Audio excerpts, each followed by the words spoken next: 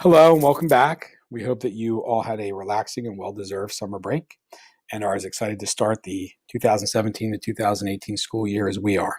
This is going to be a brief overview of where we are with our hashtag GoOpen and open education resources movement here in Garnet Valley. To set some context for this, and you're going to hear this come up a couple times, one of the things we wanted to let you know is that a lot of this movement came out of a core belief we have here at Garnet Valley, which is the most important resource in your classroom is you. And moving towards OER with the training and the way that we're doing things, we're now able to really invest in you all as the experts in your grade levels, in your content areas, and really in our students, being the experts in our students here at Garnet Valley, understanding the community and the culture of the district, and giving you a chance to personalize not only your own curriculum and resources and teaching, but also the learning for our students. So what does it mean to be future ready? Future ready is a framework that was developed by the U.S. Department of Education and has come out relatively recently. And it sort of identifies, it does identify 7 or 8 areas, gears that districts should be looking at and working on in order to continue to evolve and move into more of a future-ready environment in schools. As you'll see in a minute, we've been working on a lot of components of this over the past 3 to 4 years here at Garnet Valley. And you're going to be hearing more about the Future Ready framework this year and into next year. So we're doing a lot more work with that. But just to give you an idea of where the work that we've been doing at Garnet Valley fits, the work around curriculum instruction and assessment, getting a curriculum cycle up and running, moving towards a more collaborative way of doing curriculum, hosting our curriculum in a more collaborative environment, i.e. Google Docs, and now moving towards open education resources falls under this idea of collaborative, relevant, and applied learning and leveraging technology to help accelerate learning and also making a move towards personalized learning. So again, you'll hear a lot more about this throughout the course of the year. So what have we been doing and what are we doing?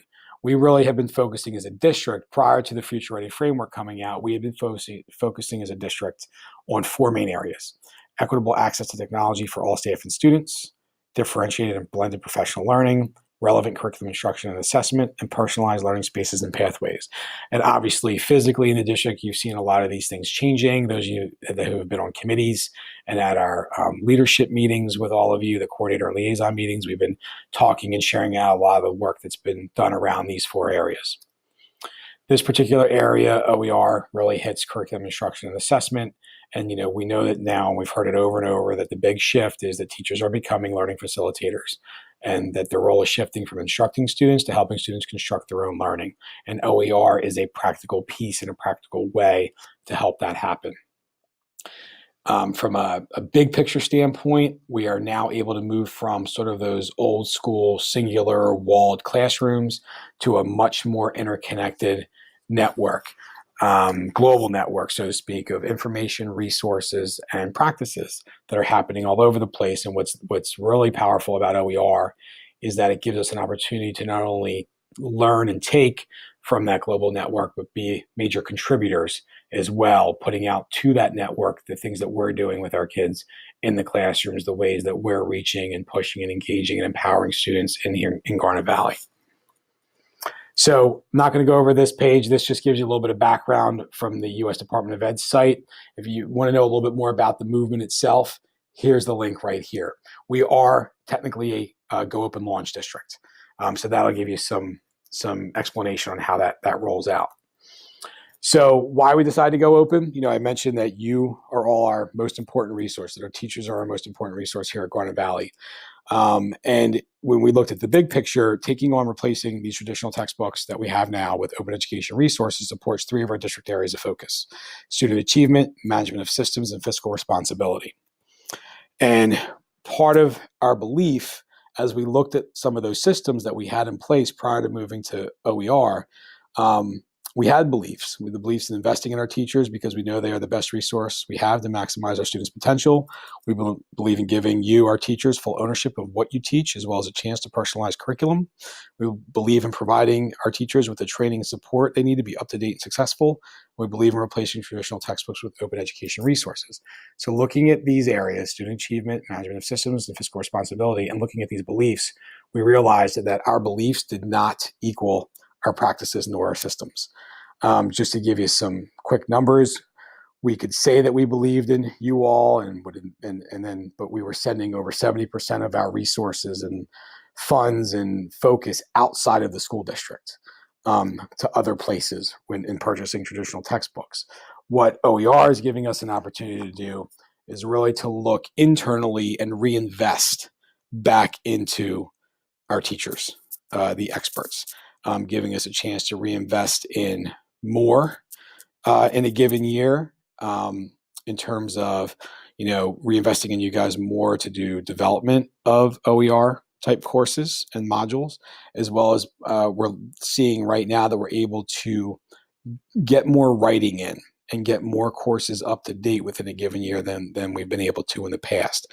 So we're really just reallocating and reinvesting some of the savings and some of the fiscal responsibility we're focusing on. Fiscally, we're trying to reinvest that back into you all. So we do have a 5-year curriculum cycle. That was something obviously that, about 4 years ago, we worked with you all on and got that in place. And now we've been working to really, integrate the stages of open education resource PD and development, integrate that into our 5-year curriculum cycle. So this is on our district website too. So if you need to see a bigger picture, you can go there. But this will really give you a good idea of how the two line up. From a nuts and bolts standpoint, which we'll show you in a minute, really where OER fits with UBD and UBD 2.0 is the acquisition skills. Really getting our acquisition skills hammered out very specifically for our units now is of utmost importance. Looking at, finishing that statement, students will be able to, and really focusing on what content do they need to know, and then what skill is going along with that content. What are the students going to do with that content is really where the acquisition skills now shift to. And then out of those acquisition skills come OER modules. And I'll show you an example of that in a minute. We also, and you've heard us say this time and time again, we know what we don't know. And once we started to get into the OER process, we realized that it was a little bit over our heads. So we have been working with Spider Learning, who's an outside company that's been coming in now for at least 2 years. And they're going to be coming back this year to work with our next round of folks. And they're going to be working with us to help, they helped us build out our models, our process, the training, and then they've been working with our teachers in terms of everything from, searches and copyright to actually building the modules. So if you are going to be involved in the next couple of years with open education resources, when it's your turn to write, then you'll be working with Spider Learning. This is just a graphic of sort of the whole OER and curriculum development process.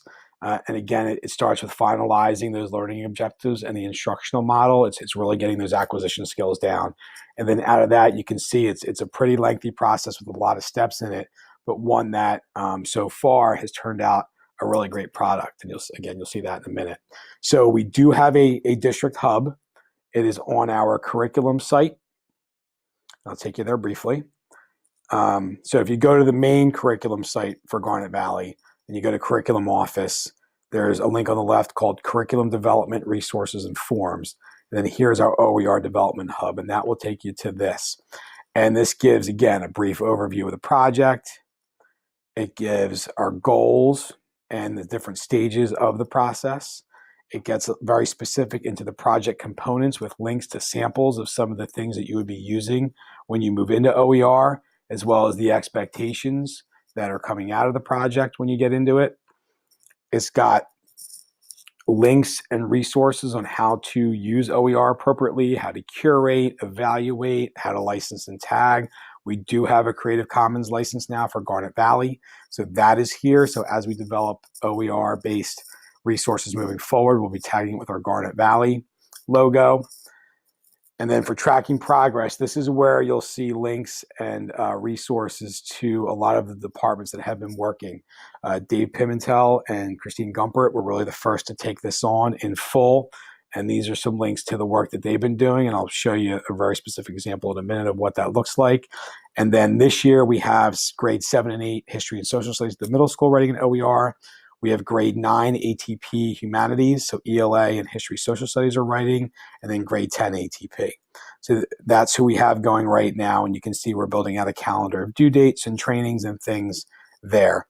The last link here is a resource link, and this again is very helpful in the sense of where you can start poking around for things like copyright-free images, getting support for OER, readability of sites and different resources.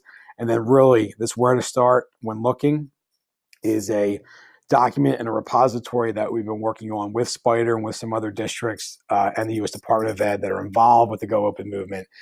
And it's viewable, but also sortable. So you can take a look by subject area, title, and link. And it's everything from college courses and full textbooks, open textbooks from University of Arizona, Humboldt State, to then also just generally things like the Google Cultural Institute, New York's entire Engage New York open curriculum, to other sites that all are built to help support the implementation and move towards OER. So it'd be a great place to start in terms of finding your subject area and starting to look to see the quality and the breadth and depth of resources that are out there. So really quickly, I do want to show you what this looks like in reality. So part of the process that I mentioned was, really getting into our UBD documents. I'm going to take in Dave and Christine's course once it loads. And so we'll go into Unit 2. So in the Unit 2 folder for the Middle East, there are 9 module folders.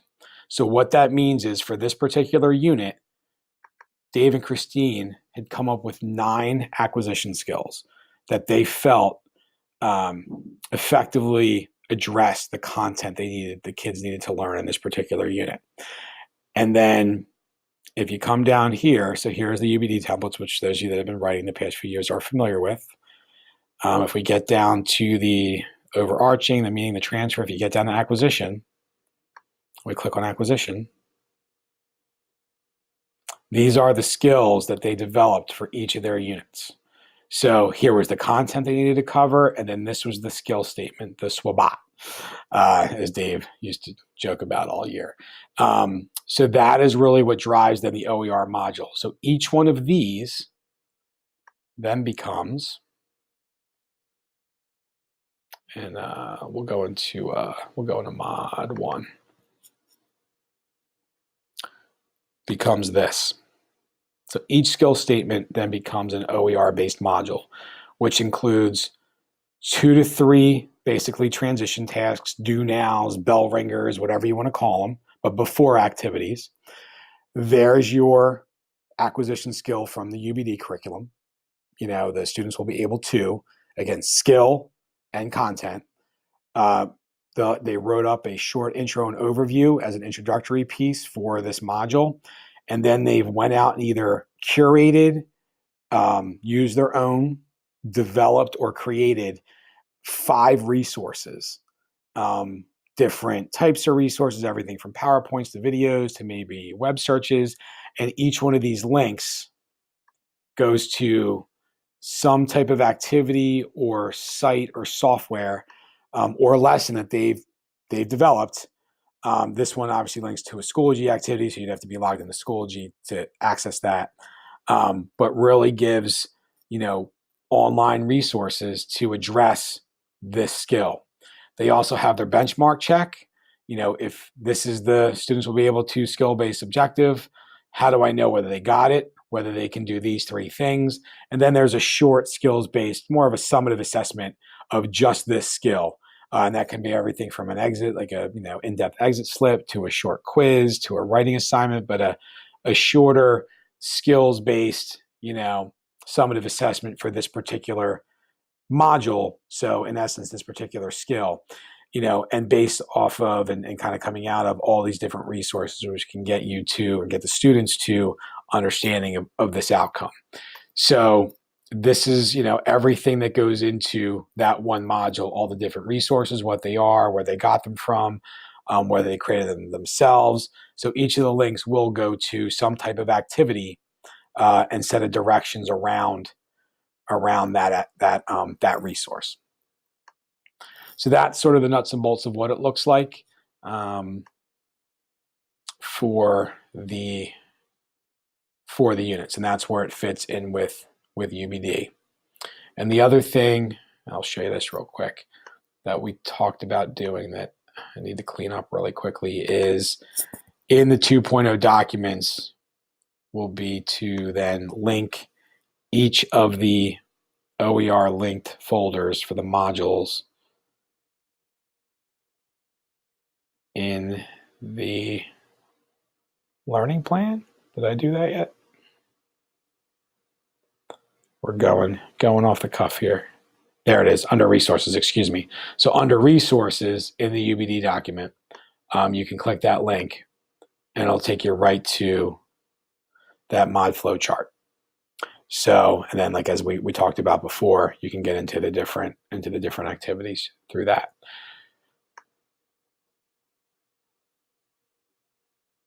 So